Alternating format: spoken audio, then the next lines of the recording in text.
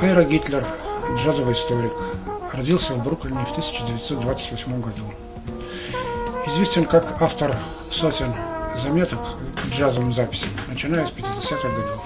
Айра Гитлер был редактором журнала «Даунбит» в 60-е годы.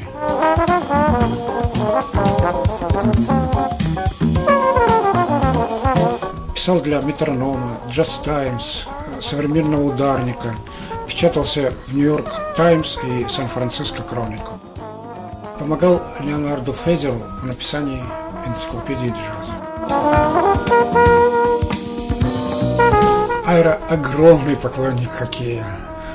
У него есть своя команда «Ира Гитлер». Он написал несколько книг о хоккее. Я встретился с ним в его квартире в Манхэттене. Она переполнена виниловыми пластинками, компакт-дисками, книгами, картинами, рисунками его жены. Интерес к джазу в Советском Союзе возник давно. Не во все времена можно было его слушать и исполнять безнаказанно. Некоторые советские музыканты, преданные джазу, уехали в США. Расскажите о их проявлении в джазовой жизни Америки. In 1984, I was in Bombay and Delhi, India, for a jazz festival called the Jazz Yatra, and it was held every 4 years. And at this festival were musicians from all over the world, including the Russian group, led by Nick Levanovsky. Allegra, right. Voskin was playing bass.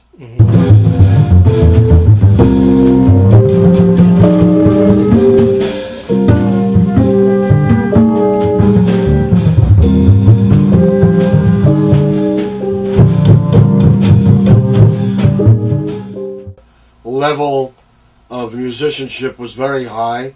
In fact, I have a cassette recording I made from my seat, which I have someplace. But I was very impressed with the group. The main festival was in Bombay, but they did one night in Delhi. So Phil Shapp was the MC in Bombay, but he got an impacted or an infected wisdom tooth. He had to go back. So the festival asked me to be the MC in Delhi, and I had to announce the groups. So they gave me a list of the Russian musicians, and I had to, pronounce them correctly. And in the back of the stage were obviously two, maybe KGB agents accompanying that group, and they were standing, and after I made all the announcements of the names, I looked back and they went great.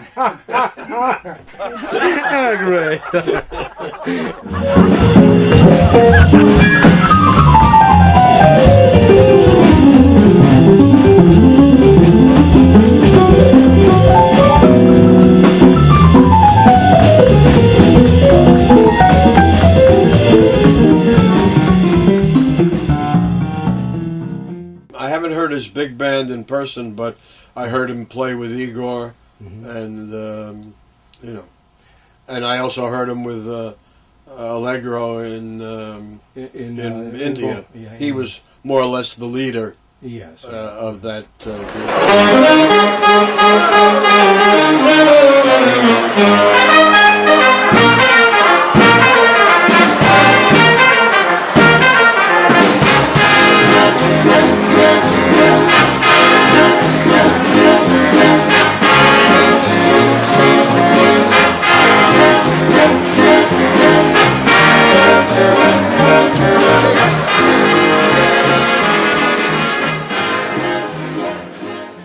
I think my greatest link to Russian musicians was Igor Butman, who I knew nothing about until I heard him play downtown. There was a Russian entrepreneur whose name I forget. He tried to replicate the Bluebird, by using a concert hall down on Irving Place, which is near 14th Street in Manhattan. And he had, American jazz musicians playing, and he introduced this Igor Butman, who I listened to, and I said to myself, very good saxophone player, but he's playing too much like fusion.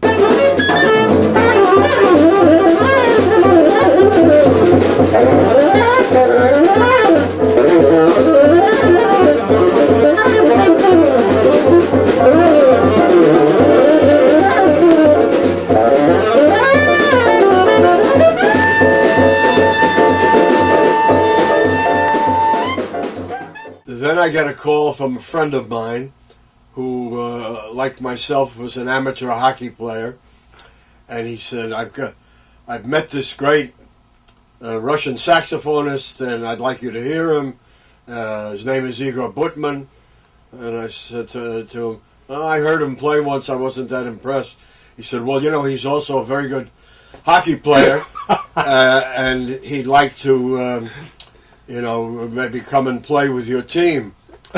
Because we would have what we call scrimmage games, practice games once a week. So Igor called me, and he came out and played with us. And I saw what a great hockey player he was. I said, would you like to join my team, Gitler's Gorillas? And he did, and the first game, he was so good that this other player tried to fight him, and they were fighting. And Igor had a long ponytail at that time, coming out of the back of his helmet. And while they were rolling on the ice, the guy grabbed his ponytail. That was a mistake, because then Igor, took care of him. And he also, before that, he had scored what turned out to be the winning goal. Then he was thrown out of the game for fighting. So we became friendly. I heard him play at the Russian Samovar, and here his playing impressed me greatly. The sessions at the Russian Samovar were great, and all the musicians who played with him, Slava, great trombone player. Slava Nazarov. Slava Nazarov was playing with him, and a lot of the American musicians. And it was a mixture. It was a marvelous Wednesday night. They always had it on Wednesday night. Right, the Wednesday. And the pelmeni weren't bad either.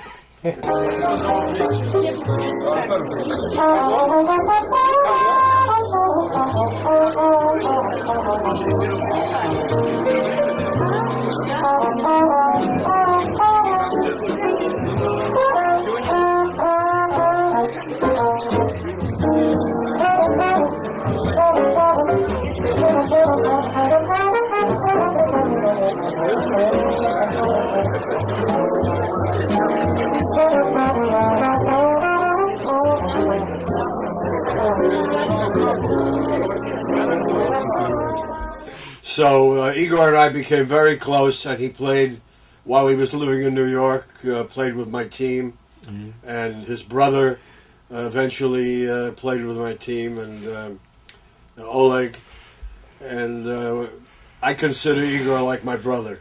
Oh, really? Yeah, we're very close. Oh, cool. And I've written about him many times, and through him I met some of the other musicians.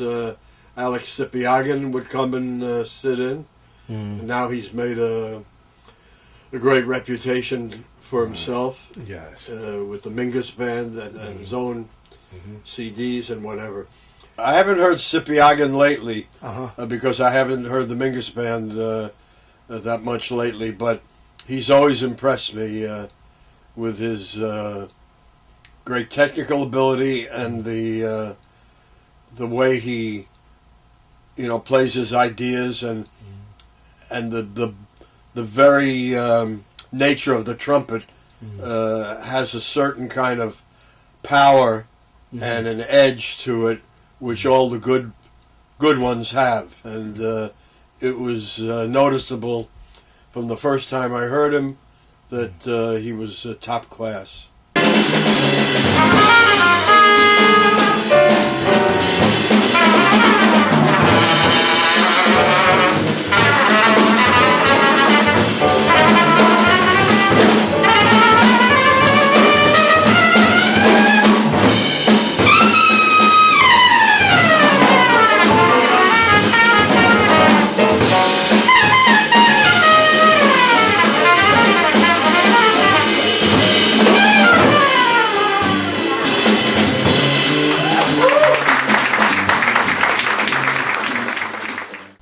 Just Dmitri Baevsky. Dmitri is a young, I think he's about 29, when, at least when I heard him. He's either 29 or 30. He's from St. Petersburg, originally. And he has a very lovely tone on the alto saxophone. He's been influenced by Charlie Parker, but he doesn't try to sound just like Charlie Parker. He has a very mellow style. And very melodic. It makes you feel good. You know, he swings. He's got a good sense of melody, and he's not striving so hard to be different or be play gimmicks. He just the music comes out naturally, and that's a very important thing. Yes, I know Boris. He was playing with Igor at the Samovar, and now, of course, he's with the Mingus Band. An excellent bass player.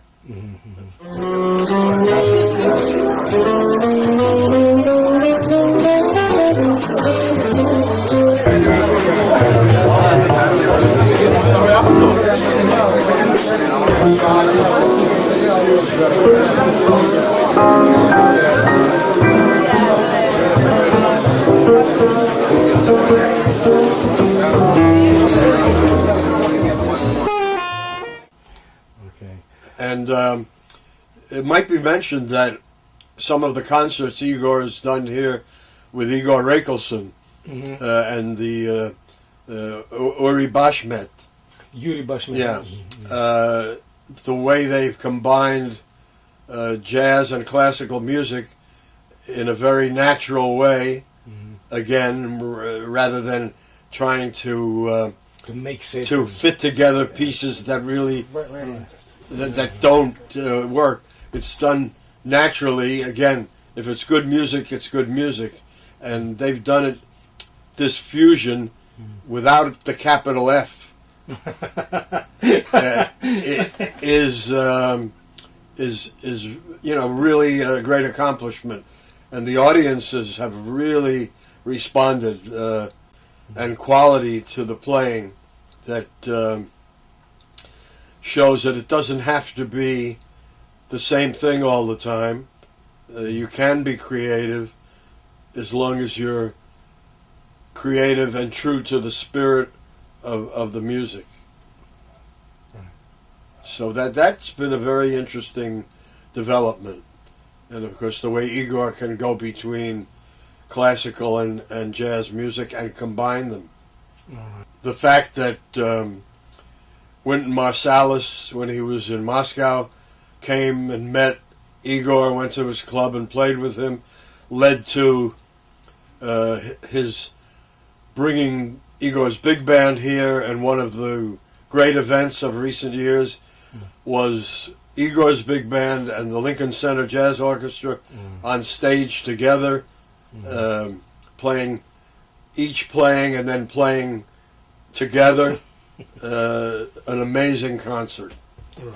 So I guess in many ways Igor Butman is the face of Russian music, Russian jazz, as an ambassador to the world. Вы помните Вячеслава Назарова? Well, as I mentioned before, I met Slava when he was taking part in the Wednesday night sessions at the Samovar, Russian Samovar on 52nd Street. And not only, in meeting him, is a very nice personality with a sense of humor, but his playing of the slide trombone came out of players like Frank Rossellino and Carl Fontana, very smooth, the way he negotiated the lines of an instrument that, when you're going back to the beginning of jazz, was it took time to really develop a smooth line on it, and a lot, I guess, is to do with the lipping as much as the sliding. And he had a very beautiful tone and a very fluid delivery.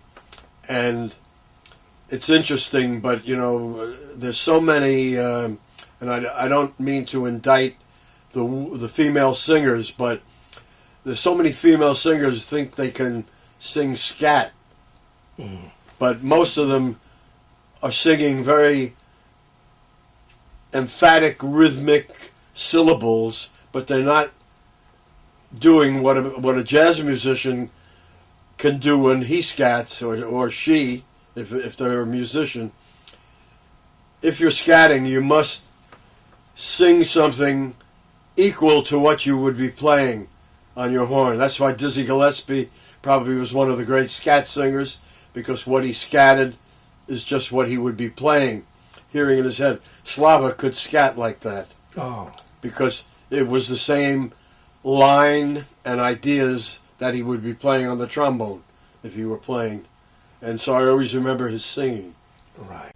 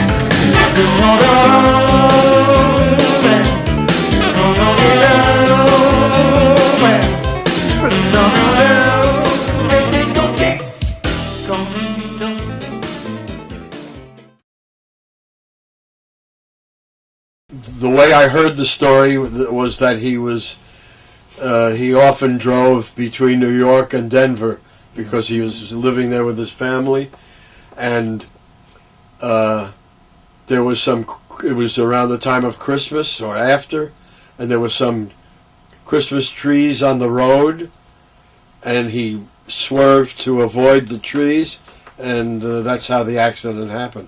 I don't know any more than that. Yeah.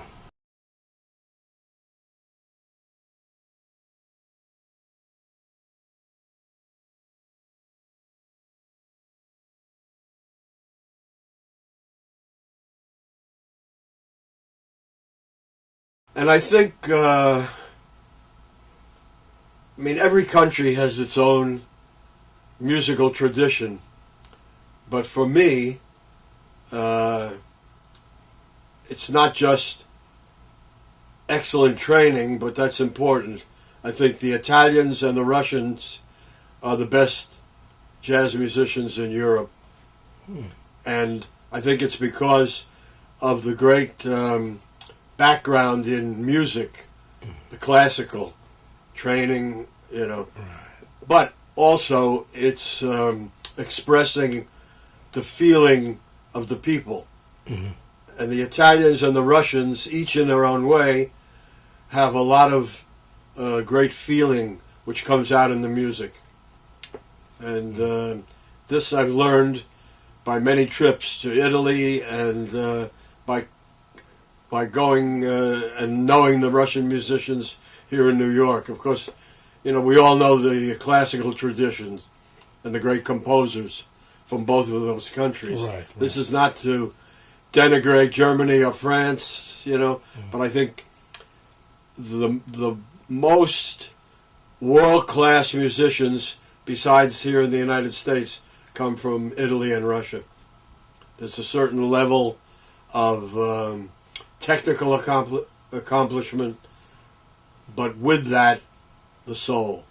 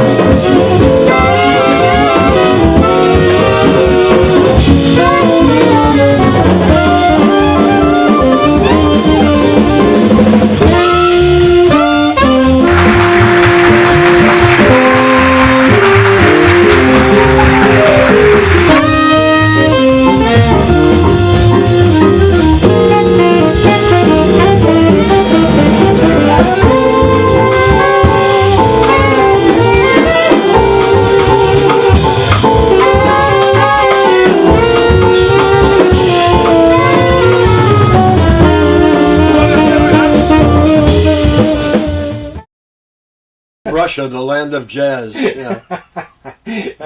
Budman translate later on. Yeah, well, he came to the rescue, but it was an incredible concert, and then we had during that week people from that had been at the concert played at the club, and you know, packed audiences, and then we went to St. Petersburg, my wife and son and myself, and there was one concert there also as well, and we were able to spend part of the day in the Hermitage, and it was a very interesting trip. Ira, Valentin invites you to visit Yekaterinburg. And where? So far, it's Yekaterinburg. Oh, in the Ural Mountains? Ural Mountains. And he was a presenter of jazz program on local radio station like Willis Conover. They called him Russian Conover.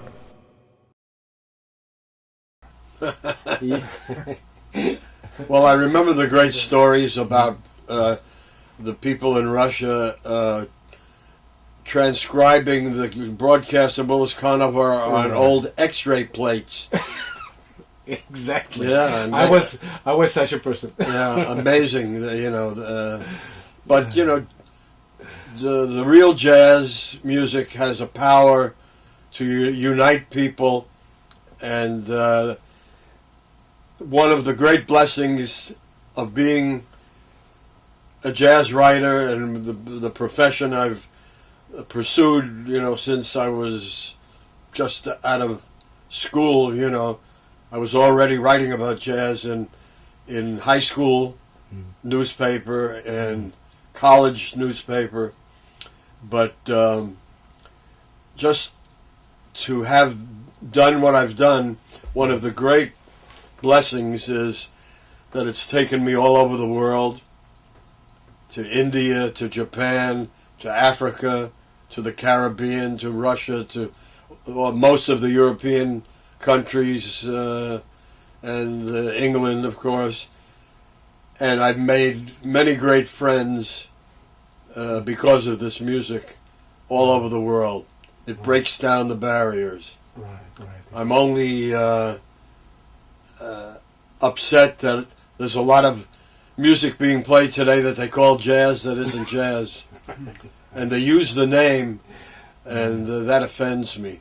Right. So if they think the name makes them money, why doesn't the music that really represents it, why isn't it produced more often? Instead they're putting in every other thing and calling it jazz.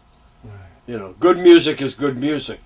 It doesn't matter what you call No it. matter what But you call it. Right. but jazz has a special Meaning. meaning, and it's the feeling of the music, the feeling of the blues that runs through it, whether you're playing the blues itself or not. It's a feeling of the blues. It's a certain kind of swing, a forward motion. You don't have to ask yourself if you're being moved, because it gets to your head, your heart, your stomach, every place. And, you know, for whatever reason, other musics which are simpler get to an audience that doesn't even know what jazz is, and that makes the money, so that's what's pushed. Right. As we all know, money makes the world go round. Right. Unfortunately, it should be love that makes the world go round, but it doesn't. It's money.